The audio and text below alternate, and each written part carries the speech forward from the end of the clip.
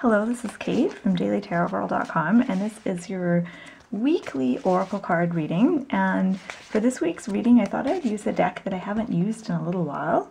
It's the Goddess Guidance Oracle cards. Okay, so I'm going to start by drawing 3 cards. And I want to let you know before I get into the reading that I'm offering private readings on my website until August 31st.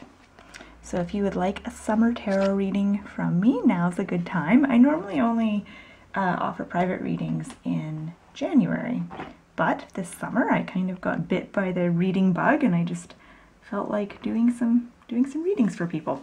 So I'll put the link to my private readings page in the description box below this video if you're interested. Okay, so the first card is going to represent Monday and Tuesday of the upcoming week.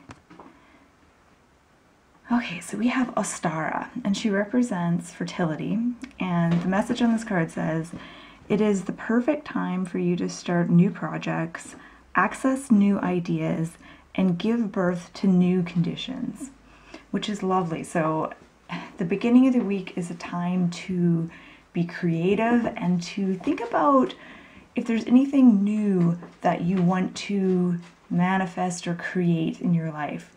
Whether that, like the card says, whether that's, you know, starting a new project or exploring a new idea or something like that. The beginning of this week is a nice time to do that. And then as we move further into the middle of the week, Wednesday and Thursday, we've got Sekhmet, and her message is be strong. You are stronger than you think you are, and your strength assures a happy outcome. So the middle of the week is about getting in touch with your strength, and we tend to do this when we find ourselves in a difficult situation or there's some kind of challenging person or challenging situation or event.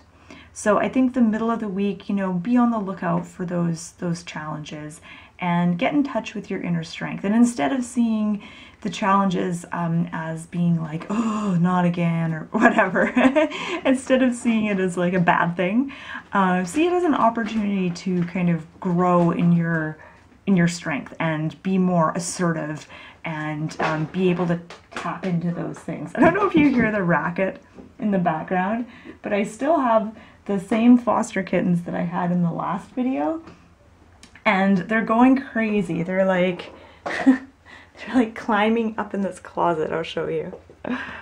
You guys, what are you doing? Hello, George. I have this closet and I tried to block it off with a board, but they just jump over the board. Henry. So yeah.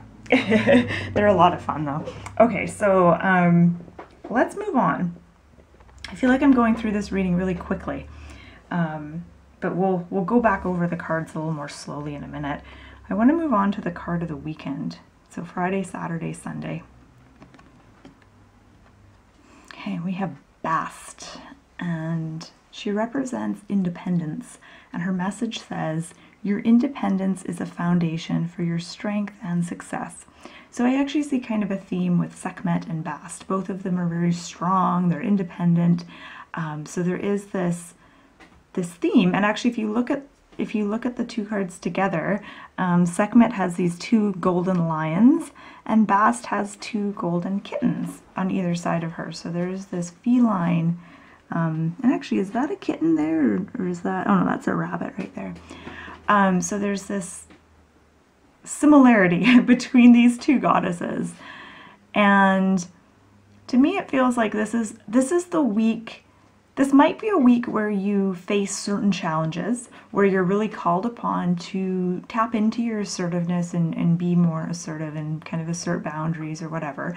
But I think you'll also be called to be more independent and not rely on others so much for certain things. So whether that is being more independent in your work and how you make your money, or if that's being more independent in your relationships, and I think it's going to be a little bit different for everyone, but ultimately the theme for this week is about tapping into our independence and being able to provide things for ourselves as opposed to relying on others to provide them for us. For this week, anyway. Okay, so I'm going to zoom out and look at these 3 cards together.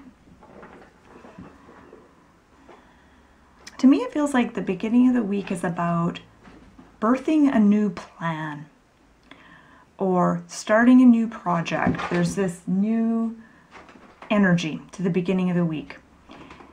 But then as you move through the week, it's almost like in order to uphold that plan, in order to bring new things into creation, you're going to have to rely on your inner strength. You're going to have to be strong, you're going to have to be assertive, you're going to have to be bold, and you're going to have to be independent. Otherwise, it's not going to work. So it seems like, to me, the beginning of the week feels really fun. It feels really light and really fun. And then as you get into the week, it's like, okay, now serious business. It's almost like you're being tested to see if you're serious about this new project that you're starting. You know, are you serious enough about it that you're willing to be strong and assertive and independent? And oh my God, those kittens are being so noisy right now. I think I need to let them out into the rec room to run around after this. Okay, so I'm just going to look at these cards again and see if anything else pops out at me.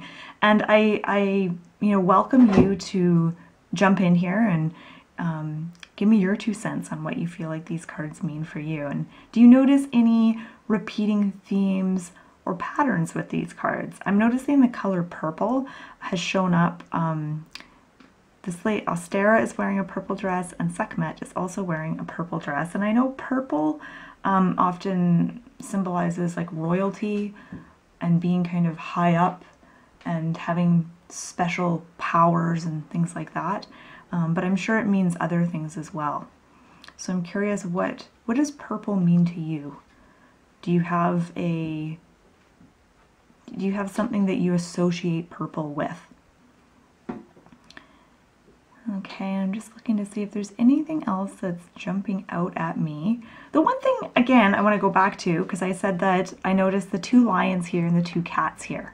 So there's this similarity, and I think it's interesting because these 2 cards, which are about strength and independence, also have this symbol of the feline on them. And when you think about how cats are, most cats are really good at defending their boundaries.